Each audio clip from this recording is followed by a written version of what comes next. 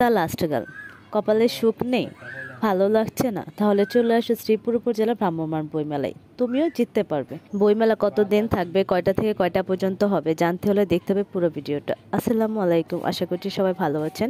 যদিও আমি একটু অসুস্থ, কিন্তু বয়সটা দিচ্ছি, কারণ যেহেতু মেলাটা শেষ পর্যায়ে চলে এসেছে, আপনাদেরকে আজকে না বললে হয়তো অনেকে মিস করে যাবেন, যার কারণে আমি এই অবস্থায় বয়সটা দিলাম।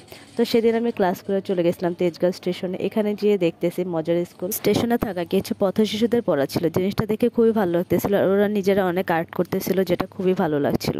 তারপর এখানে একটা ট্রেনও দাঁড়িয়েছিল, আর এখানে কি লেখা ছিল আপনারা তো দেখলেন। যাই হোক, তারপর আমি চলে আসি শ্রীপুর স্টেশনে। এখানে দাঁড়িয়ে থাকার পর আমি কোনো রিক্সা পাচ্ছিলাম না, তারপর হেঁটে আমি সামনে চলে আসি, দেখি রিক্সা পাই কিনা। তারপর দেখতেছি উপজেলার মধ্যে ভ্রাম্যমাণ বই মেলা বসেছে। সেটা দেখে আমি চলে গেলাম উপজেলাতে মেলা ঘুরে দেখার জন্য। গিয়ে দেখতেছি অনেক মানুষ এসেছে, আর এখানে অনেক বইও ছিল। তো আপনাদেরকে বলে দিই মেলাটা কতদিন থাকবে আর কয়টা থেকে কয়টা পর্যন্ত হবে।